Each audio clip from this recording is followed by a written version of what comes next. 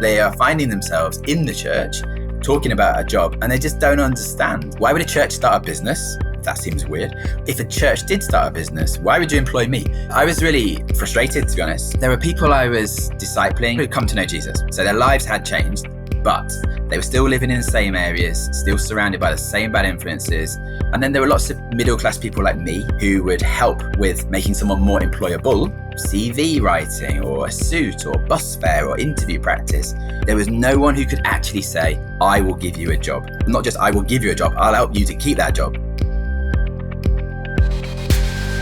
Welcome, everybody. This is Simon Gilbo with Inspired. Thrilled to be back for another fantastic week of encouragement. And, you know, it's so needed, isn't it? Because we are relentlessly bombarded by negativity in the press. I can't stand it. 5 minutes a day is all right, but don't get sucked into the 24/7 news cycle that just allows someone else to curate all the negativity that makes you depressed and cynical and anxious and apathetic. And what we need is good news. There is loads of good news out there.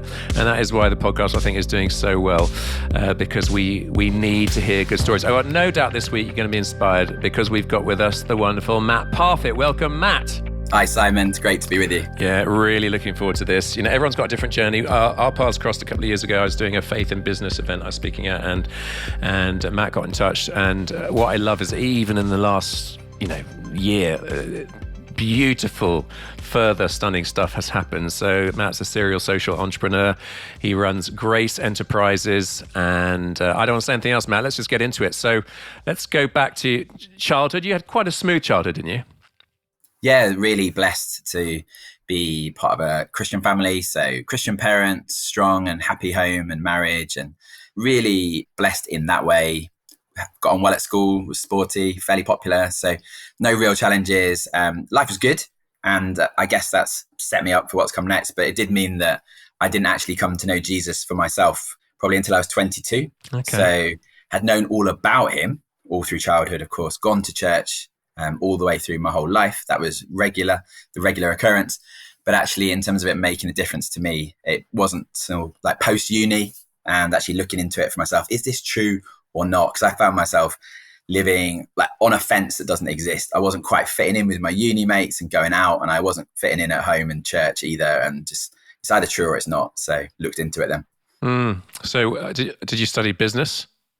I didn't. I had a year out in New Zealand and then did a geography degree. Mm-hmm. I was thinking of either becoming a secondary school teacher, or my first choice was going to be a primary school teacher, which is what I did. So I had a bit of time working at outdoor centres because loved getting out and was trying to put off getting a proper job for as long as possible. And then started work as a primary school teacher. Ended up teaching year one, so pretty small ones. Mm-hmm. Were you always destined to do what you're doing now, do you think? I don't think I was. If you ask my wife, I mean, she was studying to be a doctor, I was studying to be a teacher, and that was what we expected to do. Neither of us were super passionate about that. Mm-hmm. We would have said the church and seeing lives change is more important, but these seem like good careers that suit us and could go forwards. But we would have wanted to have a family and then put them first as well. So careers are always going to be in third place, but no business background in the family, certainly not in direct family. And I think my wife would say that it sort of happened almost overnight when God spoke, but I'm sure we'll get to that. Yeah. So indeed, it happened in Kenya, didn't it? I think the seeds were really sown in Kenya. So that part of the story would be, so Sam, my wife, she gets to go on a medical elective, and I was really blessed to get some time to go with her. So we went out there to Kenya and it was great. So this was pre-children. So teacher, doctor, perfect missionary material. Off we go. Let's go and test that sort of call together and have fun. Just sort of newly married. Let's go and see. Didn't necessarily think God was going to call us overseas, but it was a great opportunity.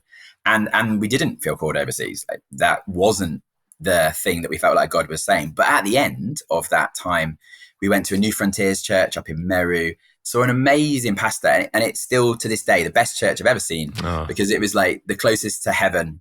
And like what was happening there were in a poor area where you think there would have been aid going in to help people. Actually, the church was punching so far above its weight. It was helping the surrounding community. They had a police station and a hospital and a school. It was just phenomenal. And what had happened was a successful businessman had become a Christian. And then rather than what would happen probably in this country, you'd give up and graduate to full-time ministry. Whereas there, it was like, that's not an option. He's the church leader. He's running his businesses and actually pouring the profits into the churches. So you're seeing people saved and added and employed. And I just thought it was phenomenal. So like, this is the way it could be done. So yeah, to go to Kenya to see what they were doing and feeling like that's what used to happen in this country a couple of hundred years ago. When you look at Cadbury's and all the different like Christian entrepreneurs that have done stuff and near the church, but I feel like we vacated that space and felt challenged there that maybe God was going to do something with me and us in that situation.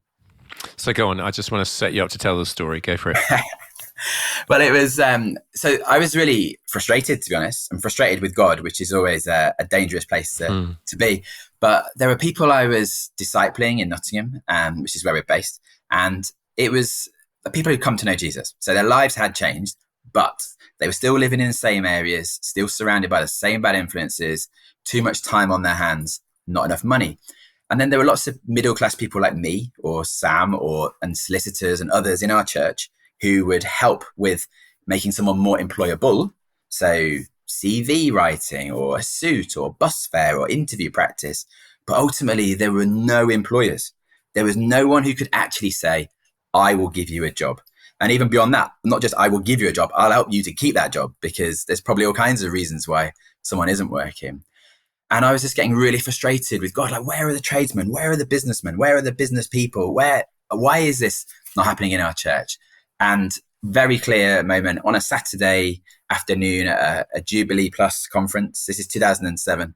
I was getting frustrated and God spoke to me like really, really clearly. And he just said, you do it then. And that was it. I was like, right, well, I will then. And so we were chatting about it on the way home. But ultimately, I handed him a notice in on Monday morning. So there was no sign that this was coming from the head teacher. It was like, how was your weekend? It's like, oh yeah, it was a good weekend. Because we'd said goodbye on Friday. There was no inkling this was coming. Monday morning, I'm handing him a letter. And he's looking at me very, very strangely to work out what's going on. Because I'm a bit young for a midlife crisis at this stage. Yeah. And then he's thinking, oh, well, another school must have poached you. There aren't many men that teach. Yeah. There aren't many men that teach primary, not many in year one. And I was convinced him that actually that wasn't the case. And you can sort of see the cogs whirring. And he's sort of, what are you going to do then? And I was saying, oh, I don't know, but I'm going to be an employer. And that's sort of been the same for the last 18 years now of, I don't know, or it doesn't matter is probably what I'd say now. It doesn't really matter. That's just the vehicle. What does matter is, are we creating jobs for people who've been homeless, people who've been in prison, people who've struggled with addiction, refugees, survivors of modern slaveries? That's what it's all about, supporting them well, paying them the real living wage, seeing lives changed. And of course, the businesses have got to work and we've got to do something, but it doesn't really matter as long as we can do it well. And so that's been the story. And what it was to begin with was 10 years of running a gardening business. So that was called Fruitful Oaks. I had Isaiah 61 verse 3 on the back of my van.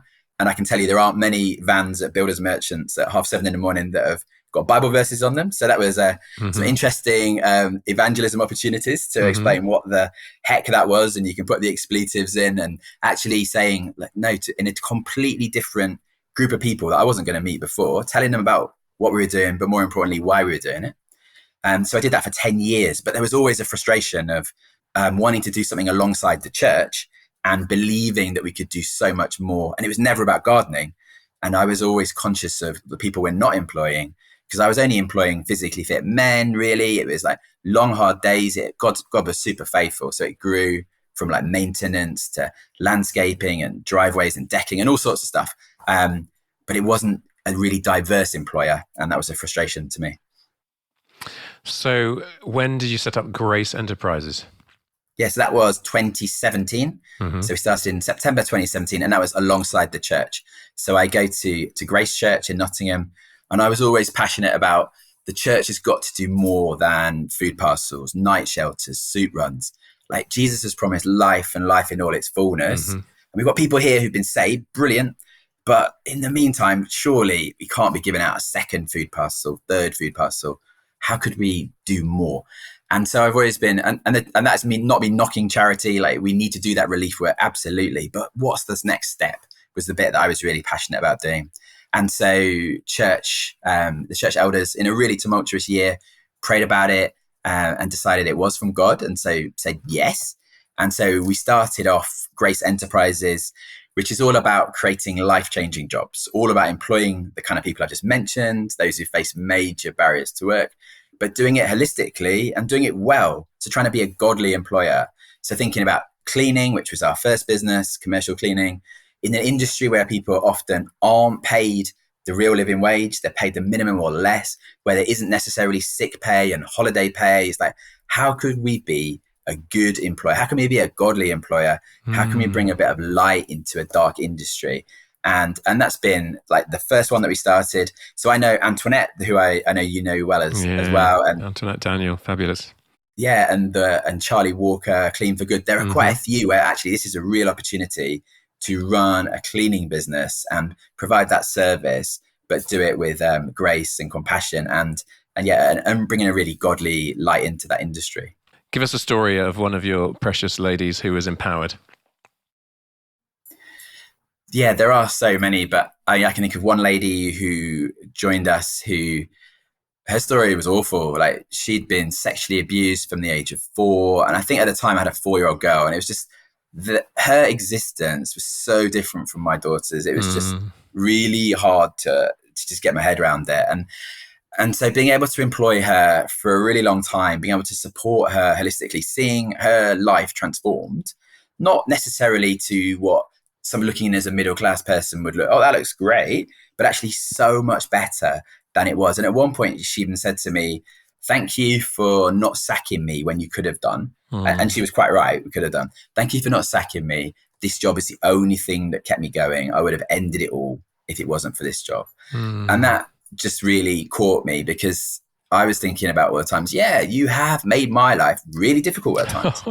But actually, in comparison to that, the little bit of grace and that we've been demonstrating to you is nothing compared to the grace that Jesus demonstrates to us. And yeah, it was a real moment where I sort of thought, yeah, it is actually worth doing this. Wonderful. Tell us about the next business you set up. Yeah, because it was never about cleaning, like it was never about gardening. So we stopped the gardening because that was too complicated to run. So we started a cleaning business as Grace Enterprises. And then our second business post-COVID, we started a marquee hire company. And people were really surprised, because if they knew me as Matt from that cleaning company, then I suddenly became, it's like, well, why would you go from cleaning to marquees? Surely it'd be window cleaning, carpet cleaning, something adjacent.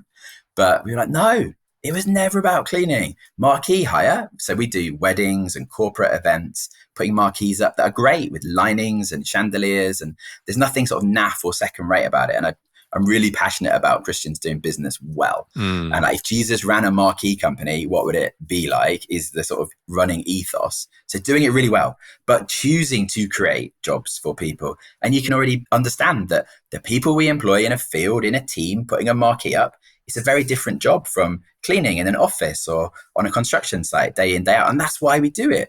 Different businesses create different jobs for different people. Same culture, same ethos, same holistic support. So that was our second business. And then most recently, we've started Half the Story, which is sells biscuits. So it's a biscuit business. And we'd say, yeah, biscuits taste great. Of course they do. They've got to. Our biscuits taste great, but that's only half the story.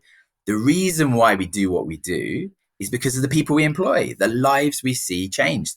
People who've been homeless, who now are supported, housed, and have a job. Ukrainian refugees who are working in our bakery. All kinds of people with all kinds of backgrounds. That's why all these big companies are buying into it. Not because our biscuits are like so much better than everyone else's. They are great. And yes, they're environmentally friendly and the packaging and so on. So we've got to do all of that. But that's of course. But the real reason why you're buying into it is because there's a way of changing lives, making themselves look good, let's be honest, but also helping us to grow a business to employ more people.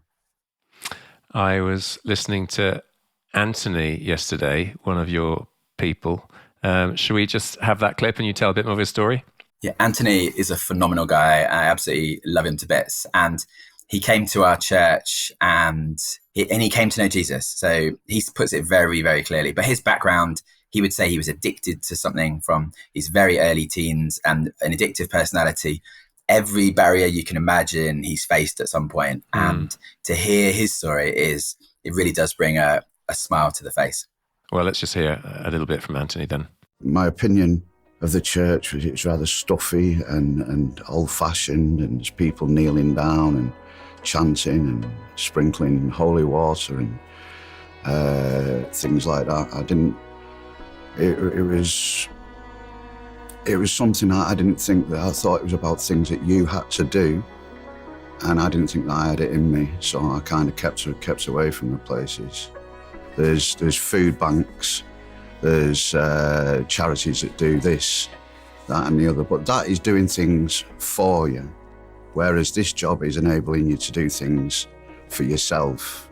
A lot of us, we like fell off the ladder of life years and years and years ago, and then the stigma around for addiction, crime, things like that, there's no way forward for us. So we're lost, and there's only one way for us to go. To me, it's the way forward. I can't sing the praises high enough. I was lost, broken, without hope, given up for years, and Jesus saved me from that. And then this job came along and gave me a backbone and a foundation to carry on. To me, if Jesus designed a company, he'd do it with this model in mind. This would be what Jesus would do. Wonderful, wonderful. Tell us more stories like Anthony's. One of the ladies in our bakery is called Heather, and she came to this country as a refugee, but then was given the right to remain, which is really good, except it meant that she's only got a few weeks to find a house, which she then didn't. So she ends up homeless with her son, who's about 7. So single mum, really struggling in all kinds of different ways, really difficult situation. And a local church was able to house her, which is clearly her primary need at that point. But then we were able to support her and employ her. And it was great to be able to fit our work around school life, clearly, as a single mum. So she was taking him to school and collecting him. And she feels so excited. And it's a joy to see the smile on her face. There's a video on the biscuit company website, and it is just amazing to see. My name is Heather. I'm not from England, so when we came, I didn't have the right work. To look for a job while you're being homeless, it's not easy. And also I've got a 7-year-old boy, because when you look for a job, they will ask, what's your experience? And I don't have any experience. So that doesn't work in my favor. And also when I say, oh, I've got a child, I'll need to pick my son, I'll need to do that. Not many jobs can accommodate that. So it felt like it was God sent for me to come and be able to say, when I pick my son from school, so mommy, what have you been doing? Then I just explain it to him with a smile that this is what I did today. So it gives you that sense of belonging and also sense of I'm doing something with myself. For me, it's been mentally good. My mental well-being, much relaxed.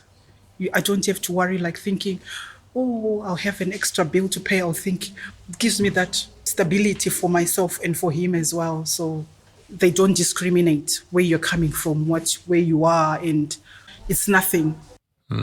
She loves the fact that this job's given her hope. It's been great for her mental health. She's got purpose. She's made friends doing it. And even things like when the price of one of the breakfast clubs or after school clubs went up, we moved her shifts around even a little bit more. And whereas a normal employer would just say, your job starts at this time, be there, because we're people first. We're like, well, how can this job help you? And how can obviously there are limits to that, but working within whatever we can do to make this job work for you, that's what we do. Another employee, we've got 9 refugees working for us, Great. But various people who've come from the Ukraine. So if you're in the bakery at a certain time of day, their language might be Ukrainian. Other times of day, it's Spanish. But actually, it's exciting to see this really diverse group of people. And for Sam and I, when we said we didn't feel called to the nations in terms of as missionaries, we did choose to live in a multicultural part of Nottingham deliberately and support ourselves. And so it's great to see now as well, being able to employ people of all different nationalities. And that business does that better than cleaning, where the instructions might be quite complicated. Working in a team, in a bakery, in a building that we've got, it is fantastic. There are other people we've employed who've got PhD, but have been in prison and can't get another job. No one will look past that and give them an opportunity. So we've been able to do that.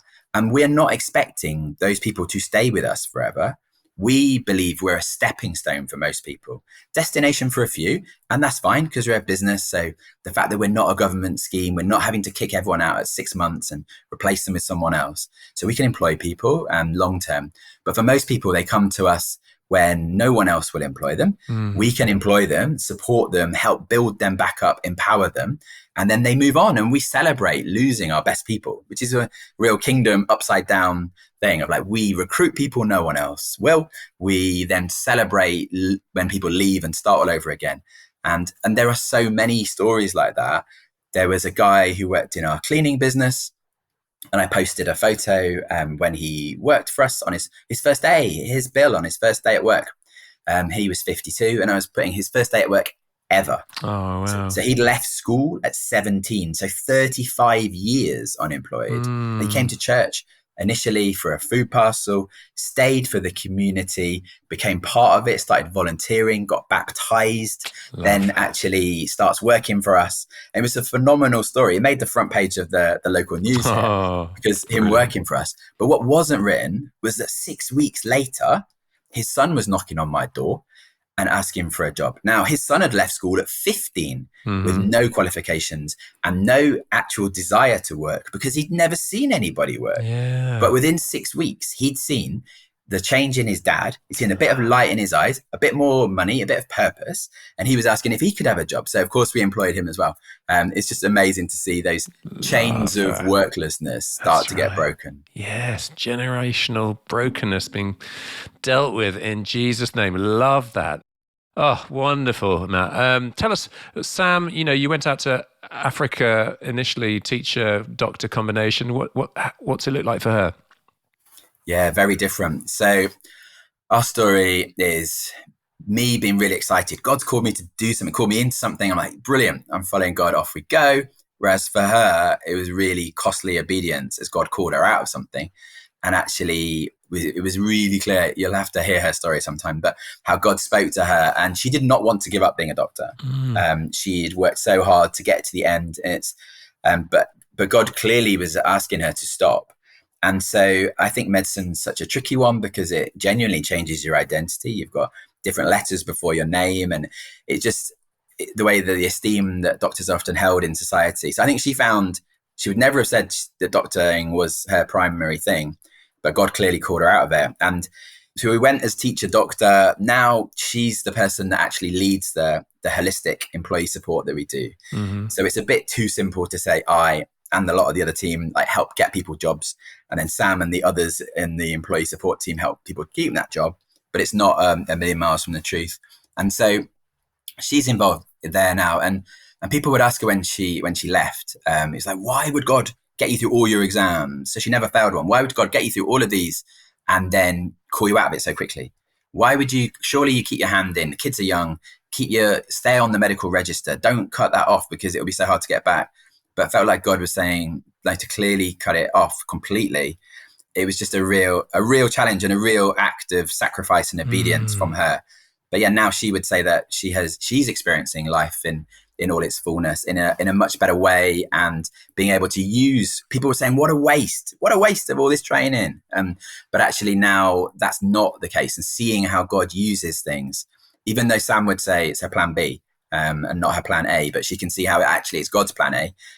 But yeah, we went from teacher doctor to all in on this. Grace Enterprises employing people no one else would, and just saying like it's a God thing. But it has been a real journey. Oh, well done to both of you. And her taking on that cost, that's huge. But one of the things that reveals that you're on track, I love it when we are all in, and that's the encouragement to everyone listening in whatever life journey you're on, is just be all in. But one of the signs you see when you're all in and you surrender your finances is that God provides for what he wants you to have. And I know that's been a journey of faith. So share provision stories for us. Yeah, it has genuinely been that way, where we're starting off with a cleaning business with enough money for a few months. And that was great. Like the church were really generous from that point of view. Not many churches would say yes to this, but also it was like, here's a finite amount of money. You're going to have to make it work. And so God has been really faithful, whether that is through customers and work and people paying us for things, or actually individual donors or philanthropists helping us to go further faster rather than waiting until a cleaning business, which is a low profit margin industry at the best of times, before starting the next business, for example. So what we found is that people have supported us, and there was like COVID came along, clearly huge challenges there as 95% of our work disappeared overnight, but we also had to keep going because we were cleaning construction sites, which all stayed open. So there were some real tensions in amongst all that. But God was really gracious and faithful. You wouldn't be surprised to hear, because you've lived this life as well, where actually like God comes through. And just recently with our bakery expansion has been the biggest example. And so in that case, it was in the building that we were subletting some space. We wanted to take over the whole thing. And I was told by some people, I've heard on the grapevine that they will never let you have this building. But we had looked at all other options, and we were absolutely convinced that that's where God wanted us to be. So obviously we start praying about it, but not telling everyone, because at the same time, it's where we're baking our biscuits, and we can't be saying we might get kicked out next week, because nobody wants that from their supplier. Mm-hmm. But really praying with a faithful few people about it and seeing God come through in that, where there were some real miracles. So they kept saying, oh, you won't be able to do it. You won't be able to afford it. You won't be able to afford the rent. You won't be able to get a guarantor. And I was almost trying to call their bluff, saying, well, let me worry about that. You tell me what the issues are. And what it ends up with is we need a guarantor. And it was a really unique circumstances they needed. Everyone was saying it's unreasonable, but we need to be there for our people. And God provided that person amazingly. Then it was the rent they needed. Normally it'd be 6 months rent, but they wanted 12 months in advance. We didn't have 6, let alone 12. But again, someone heard about this situation and was really faithful, saying, oh, I'll loan you that money for 5 years. It's fine, interest free. If this will help you to get in there to be able to do more, and without it, you're going to stop, then this is a sort of a way of stewarding the money. So we're not going to spend their money, but it's also not going to be able to be used for 5 years. So that's super generous of them. And with people, God's been providing all the way along. So with our bakery business, people are often asking, well, why did you choose these businesses, or what will the next ones be? And we keep saying it's about people. So finding the right leader to lead something. And in this case, Stu, who I love to bits, but like we first met at the top of a mountain in Scotland. Mm-hmm. And that was me coming from Nottingham and him coming from York. But it was on I think you've done one on the XCC. Yeah. So we were up in Scotland, and so had some real time together. And God does some great stuff on mountains, doesn't he? And before the end of it, Stu was just this amazing person who met the job description. Again, I was told you'll never find that person, but he was all of those things and more. And that's been really crucial. Or even more recently than that, we've grown in production size. So we have a very complicated wrapping machine now, and none of us are experts. We're just trying to be faithful people giving it a go. But it's something we need to get right. And it was causing a lot of frustration. And what we needed was someone in a really niche situation that's got the expertise, that's available for just a few hours a day. And it turns out that I got a taxi to the train station because I had loads of biscuits to take with me somewhere. Got chatting to the taxi driver. He was over here from Eritrea, a Christian guy. He'd been working at a local company for 20 years. They just made him redundant, so he was driving a taxi. And actually, his background was machine operator, and it was just phenomenal. So he is now the answer to so many problems that we don't even know the problems come up because he fixes them before that. And again, this was like, how can you find a yellow needle in a haystack? Well, we can't, but God can. Yes. Wonderful. So love it that the bakery is expanding fast. Come on, tell us about that. Yeah, after we got the building, as I was saying before, well, that's just a warehouse. So within that, we had a food grade box, but it was small. So 6 meters by 3 meters. And it was too hot in summer. It was too cold in winter. And it was always going to be proof of concept proved, get the building. Now we need to upgrade it. But this is not just any old upgrade. We just spent £180,000 on doing it. Wow. And we had to find it in a month because we needed to hit the right schedule so that we could bake biscuits for some of our new customers in the autumn. So it's like, how are we going to find that money in that amount of time? And God's provided, and it's not even Christians this time. So non-Christians who are seeing what we're doing, seeing the lives transformed, and then giving the money into that, knowing that it's money that they would have given away anyway. But actually, could give it to a charity. Charity does well. Next year, charity needs more money. But actually, because the business is inherently sustainable and scalable, well, it's like, well, if we were going to give this money away anyway, why don't we give it to you? It sits underneath the charity, so no one's getting rich here. But actually, it would help you to go from 20 bakers to 40 bakers, help our capacity to go from 1 million biscuits to 3, maybe even 4 million biscuits. And it's just so exciting to see. The new bakery building with a bit of jiggling around is basically 10 meters by 12. And actually, that amazing expansion, God's provision with a tight deadline. And it's been a joy, because now we can actually create jobs so people can thrive. They're not too hot, they're not too cold, and we can really grow it. And it's a scalable model, and people can see that. But yeah, it has been story after story of God's provision. And the reason why big companies, big train companies and conference centers and hotels and offices, I don't think I've convinced anyone yet they should buy biscuits. I'm convincing people who are already buying biscuits to switch to our biscuits, because then rather than it be, it's just a biscuit, it's wrapped in plastic. Well, what about a life-changing biscuit, one that tastes better, is wrapped in an environmentally friendly way, and it's changing lives of people who used to sit outside your train station. Well, we're employing them now. People who've come over as refugees, well, we can employ them. And that, because that's what we're designed to do. So that is sort of how the growth curve has been so sharp. And because it's not like Nottingham cleaning business, our geographical reach is not that far. Our marquee business, well, we can go a lot further, but it's still Nottingham, draw a circle 2 hours around it. That's the kind of area we'd be able to get to. Whereas biscuits can go everywhere. Everyone likes biscuits. So we've sent them abroad. There are a lot of them down in London, all over the country. And that's a real joy to see that growing. Love that. How can people order your biscuits? If you go to the website, which I guess will be in the show notes, but it's like halfthestory.uk.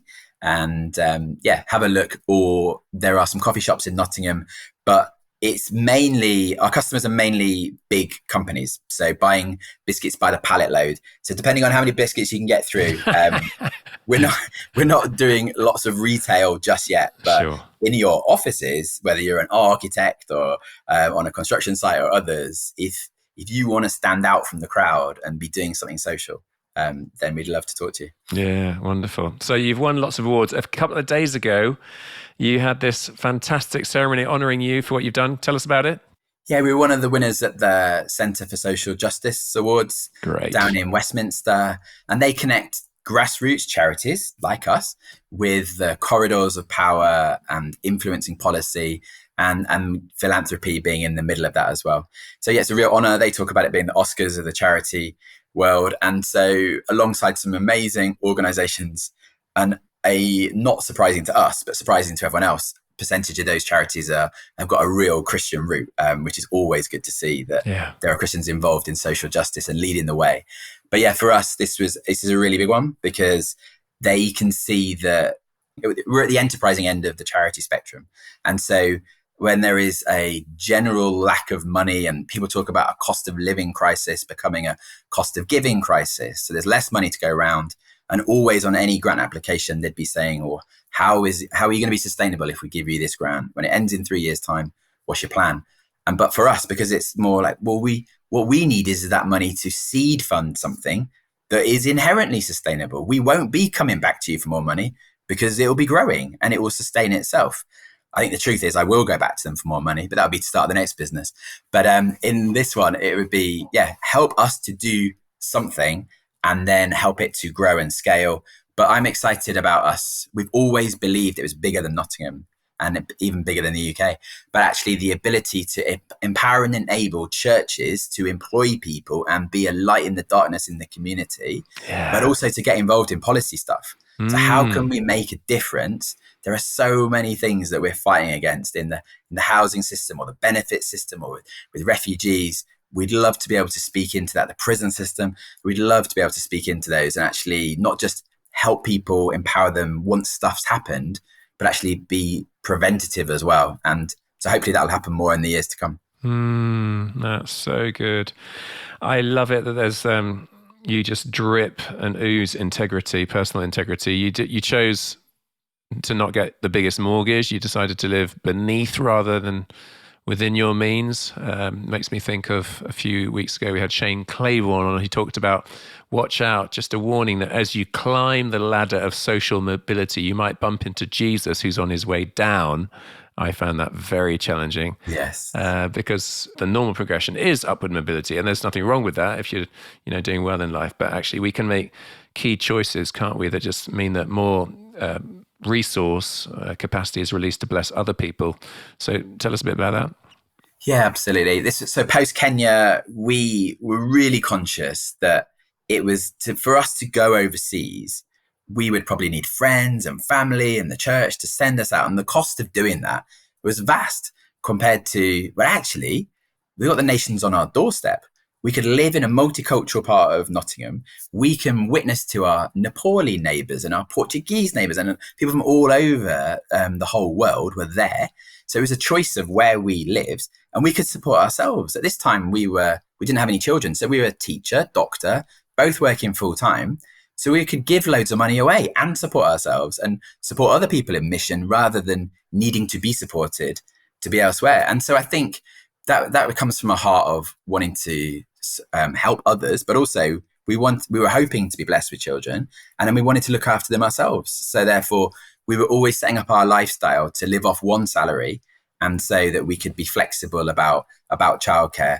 And I think that is what then meant that obviously God can speak at any time and he can speak into any situation, but it meant that there was the bandwidth and the capacity to be able to take some godly risks. So when I felt like God had spoken to me about giving up my teaching career and going for it, Sam was working full time. So let's be honest, if it hadn't have worked, we could live off her salary. It didn't really matter. I would have been disappointed and sad, but I could have gone back to teaching a couple of years later if necessary. Whereas if we'd have gone and followed the advice or the world, and like you're both earning right now, you've got a massive amount of disposable income. Get the biggest mortgage you can now while you can. Go and get that big house somewhere. And don't worry about paying it off when you've got kids and so on. But I think we'd be enslaved to that mortgage then. That's Whereas right. This way around, we were like, what's the worst that could happen? Like, we'll give it a go. If it turns out it wasn't a God thing, then we'll get on. But what if it is? What if this would allow us to do some things, to take some risks, and then let's see what God does? And so for us, that was really crucial, making those decisions before, because our lifestyle didn't have to change when God spoke, and we were able to really go for it. And yeah, that's part of our journey, and making those decisions to try and leave a bit of a gap. Yeah, I'm sure that will challenge some of us listening. Hey folks, I'm actually in Burundi right now and seeing stunning stuff preached the other night to a crowd of, 7,000 people, and hundreds came forward to give their lives to the Lord. Demons manifested, people were healed. It was beautiful. I think most of you know this comes out under the auspices of Great Lakes Outreach as a podcast, and people are loving it and sowing into our ministry. I'm so grateful. Listen, we are helping ladies to leave prostitution and become tailors, much more healthy profession. We're getting street kids off the street. We're empowering widows with microfinance for small business startups to lift them out of poverty. We're helping Muslim converts who get kicked out their families to continue studying or set them up in a job. There's so much going on, and money goes such a long way and makes such a difference. So if any of you are really loving the podcast and have got some spare cash and want to sow it into our work, then please do at greatlakesoutreach.org/inspired. We'll put the link in the description below. That's greatlakesoutreach.org/inspired. And I guarantee you that money will go such a long way with such kingdom impact for God's glory. Wonderful stuff. Now let's get back to the podcast. How about challenging times? You must have had some real low moments, and how have you experienced God in those? Definitely some real challenges in this, because we've set off and saying we're going to do this stuff, and I'd be saying, we're going to do this, and it's for God. I'm going really big on that and saying, look, we're not going to hide our light under a bushel. We're like, there's a city on a hill. Let's see your good works and glorify your Father in heaven. Yeah. And that's all great when it's going well. But then when it's not going so well, it starts to get a bit more challenging. And there were lots of challenging situations, COVID being one of them. I can remember when we'd taken on a team leader to help us to employ more people. Well, that's what I thought. only a few weeks later, I'm sitting in court holding his coat as he's sent down to prison. And just thinking, you were meant to help us to employ more people, not to actually create this situation. And we'd just lost in the same week, just lost our biggest cleaning contract because one of our employees kept asking loads of strange questions, and there was a lot of terrorism on at the time, and they were convinced he was a terrorist. So they kicked us off the job for that reason. So we lost our biggest contract. We lost one of our team leaders. It was just a total mess at that point. Thinking, how can this ever work on its own, let alone start 6 more businesses, if that's what God has said? So I found that really challenging. And I think as well, so it's the difficult times, but the challenge of the good times. So when it's going well, then particularly like non-Christians, they think I'm either really clever or really lucky. Now, I can tell you that I'm neither of those two things, but actually, because we both believe in a God who speaks and who leads. But on LinkedIn, people don't necessarily believe that, or it's just different. So people buy from people. So there is an element of, actually, I am the face of this that we are doing, and that helps us to sell more things, and that helps us to employ more people. Brilliant. But you've got to check your heart in amongst all of that as well, when actually, is this becoming about me, or is it about God? And that's a wrestle that I don't think ever gets finished, I expect, this side of heaven. But certainly doing a lot better with that now, because I certainly, when it's like, I'm going to do this for God, and like, you can have the credit at the end, but actually getting to that point of realizing, and I knew this in my head, but in the heart, it was like, I was thinking I probably can make some of this work, and God can have the credit. But actually getting to that point of like, no, I really, really can't. And just like, you're down on your knees. Like Ben, our church leader, was a great support through this time, because I was finding it really hard. And actually, this doesn't look like it's going to work. What does this mean? Finding that my identity was now tied up too much in this. And so, yeah, real struggles, loads of prayer support through that. And God was really faithful and really gracious. And we came out of that time, and now we've got a much bigger team. It's gone from effectively just being me to there's now 10 or even 11 of us in our sort of core team. Most people working part-time, but really having some amazing people who are leading in their areas. And it's just a joy to see it more sustainable, less based on me. It's only in a Christian context. It's so easy to talk about God. It's harder in a worldly sense, but we go for it as much as we can. And wherever appropriate, it's like, well, why would you do that? Why would you give up teaching? Why would you do this? And being able to tell them about a God who provides and a God who calls. It is. There are all kinds of interesting conversations that come out of that. But yeah, lots of challenges during the last few years. Yeah. Sometimes I lie in bed at night, and you shared some of those stories already, but I lie in bed at night and just think, Lord, thank you that I've been able to be part of this, because I'm picturing such and such right now whose life is just beautifully different. Who comes to mind when you think of that? Yeah, there are. I mean, one that comes to mind, apart from the ones we've already talked about as well, would be a lady called Karen. And I first met her just after COVID, and we were able to employ her. And she was around 60, hadn't worked for years, isn't really up to speed with IT necessarily. So she's finding it really hard to apply for a job, feeling like she was on the scrap heap of life and that things were going against her. And it was just a real privilege to be able to meet her on day one. Actually, at the site, I went out there and we looked at it together. It was on a construction site. But to be able to be part of her story, and it's worked amazingly well on so many levels. So she has grown as an employee, which is phenomenal. We've been able to support her when she's had medical issues, like she had an operation. So being able to support her with sick pay and other things. We've even moved her role. So able to move her into like packing boxes in the bakery, because she wasn't able to get up and downstairs for that time. So being able to work things around. But it was a real joy when she came to the Social Enterprise of the Year Awards with us. Like, the company that she was cleaning for paid for her ticket, but they gave her a day off of work. And so what happened was, actually, it was the ladies on site who helped with her nails and her hair and her dress. They just thought it was an amazing thing that Karen could go to London and, age 60, see Big Ben for the first time, see the Houses of Parliament, do the things that my children have been privileged to do in the first few years of their life. But actually, for her, this was the first time. And then to go from cleaning toilets on a construction site to being one of the guests of honor at this super posh dinner that evening, dressed up. It's just that thinking about where it says in the Bible about people who are picking up the crumbs under the table and then being anointed, like being seated with kings, and just a real privilege to be part of that story.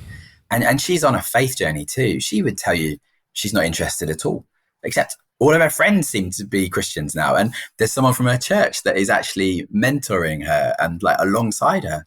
And they're of a similar age, but a totally different background. But actually only in the kingdom and church life can you put two people like that together. And so they're now meeting up for coffee, and it's great to see. And Karen's been along a few times to like services like Carol's service and Easter services, and we're praying for her. And it is just a privilege to be in her life. Wonderful. You ended up hosting a TV series. Tell us about that. That was one of the stranger things that happened. Like when you left teaching, what were you expecting to happen? Yeah, someone had supported us in a variety of different ways. And I ended up being interviewed a couple of times. And his passion was workplace church. And so he was saying that he'd done a bit of work on it, but he didn't really like presenting.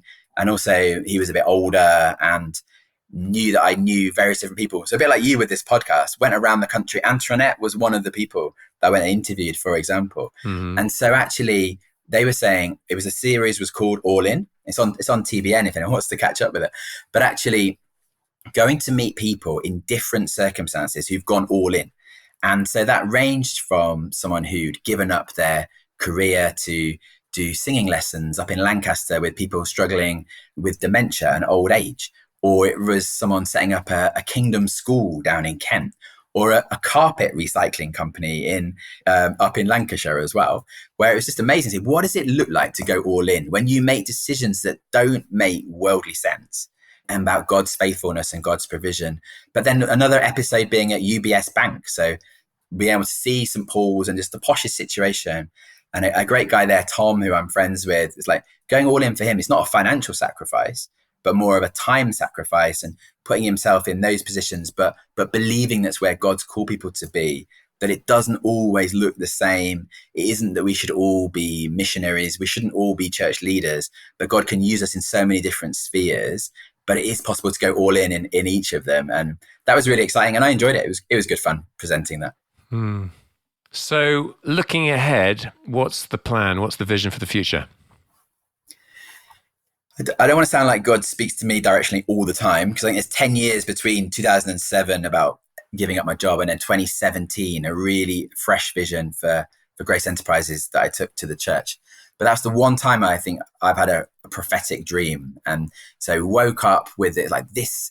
It was absolutely clear. Some Bible verses in Isaiah 41 and what it meant in our context.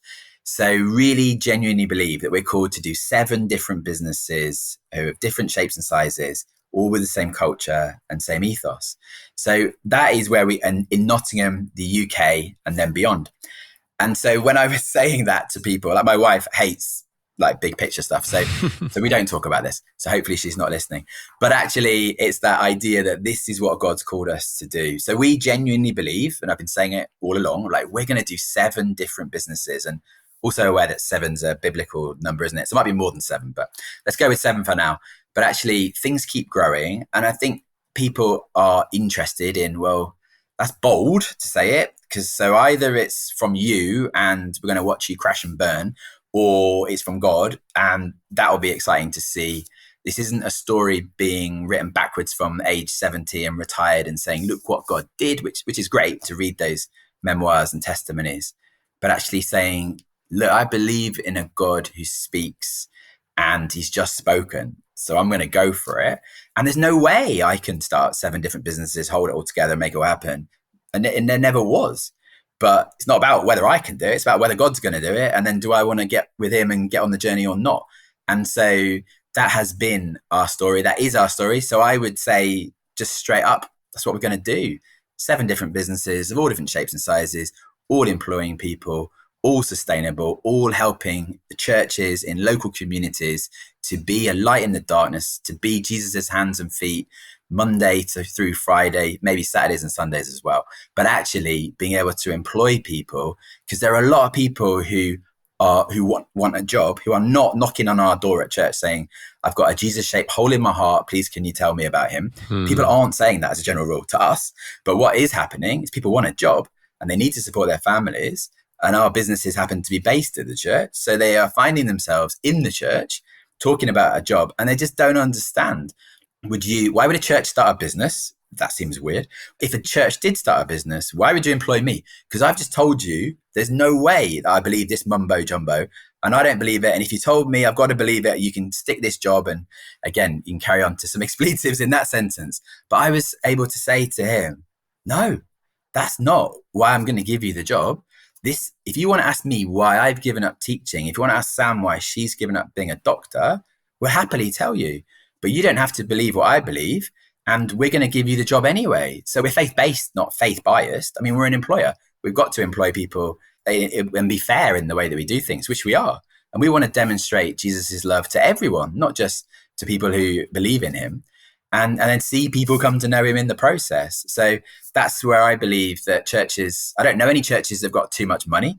So if we could do it and generate a surplus to reinvest like those churches in Kenya, what a joy that would be. And if we can only just do it and actually employ people in the community who are on the fringes of our churches, then that would be great. And if we can actually witness into some other sectors, I'd love to get involved in social care. I've got ideas around funerals. Like there's lots of things we could do where we could go and really disrupt things and bring a kingdom mindset into different sectors. Love that. A kingdom disruptor. Bring it on. Listen, we're running out of time. How would you want to send us out? Challenge us, stir us, paint a picture. What do you want to say to us? Yeah, I would want to encourage people that we are ordinary people following an extraordinary God. And whereas in the world, it'd be, what's your weakest link? That's as far as you can get. But actually, from a kingdom point of view, it's the other way around. We're not limited by my failings or our team in like, we can only do something ordinary, but actually we are following an extraordinary God. So we can go and do the extraordinary with him. I am just so encouraged by what he can do. And I don't look at actually looking at myself and my limitations or like the called. We look at the caller. And if we can look at that, I'm going to follow that God. And if he says he can do it, well, I'm not going to tell him he can't. And so getting on that journey and just encouraging people that God does still speak today. He does still speak today in the Western hemisphere as well. So actually like making some space, listening, making some radical choices, like risk is right. I love that little book from John Piper. And it is like, there are times when taking godly risks is absolutely the right thing to do. And there is no better place to be than on the adventure of following Jesus. As radical as it might sound, like if he's in it, I'd rather follow him any day, whatever he's called me to, than on whatever the world would say is a nice, sensible pattern. Amen. Faith, spelled R-I-S-K. As you're speaking, I'm thinking of different verses, in terms of you talking about the caller and calling. And guys, be assured that 1 Thessalonians 5:24 is true. The one who calls you is faithful, and he will do it. If you're taking financial risks, you can be assured of Philippians 4 verse 19, and my God will meet not all your wants, but all your needs according to the riches of his glory in Christ. Go for it. I love it also that you're into Colossians 3:23. Whatever you do, work at it with all your heart, as for the Lord, not for men. So we want to do things with excellence for Jesus' sake. In Burundi, for example, we aspire to that in terms of building the best conference centre in the country. It employs 53 people. It generates tens of thousands of pounds or dollars a month to plough back into various local Christian projects, and it's a great social enterprise. I love it. I mean, not everything we've done has worked. Sometimes that's the case, isn't it? We started a bus travel company, and that kiboshed rather sadly. But all for God, all for his glory. And in the meantime, people watch it, observe, see, get drawn in, wooed to Jesus. And Matt, we just bless you with Grace Enterprises on that journey from, you're at 3, so you're not yet at the halfway point quite in terms of your 7 different businesses, but we're cheering you on. Guys, you can be in touch with Matt. I'll put stuff in the blurb on that. We'll put there's a 15-minute of that clip of Anthony. There's more to watch, and you can be in touch with Matt. He'd love to hear from you. Cheering you on, buddy. God bless you. Thanks for having me on. It's a real privilege. Wonderful. Folks, listen, we've all got different gifts, different stories, different journeys, but I hope you've been inspired and challenged this week. Give us a great review on Spotify or iTunes, please. Share this podcast with friends. I want to thank Adam Thomas Steer for the editing, Mike Sandyman for the mixing. Next week, a very different story, a different journey. But in the meantime, go well, God bless you, and toodaloo.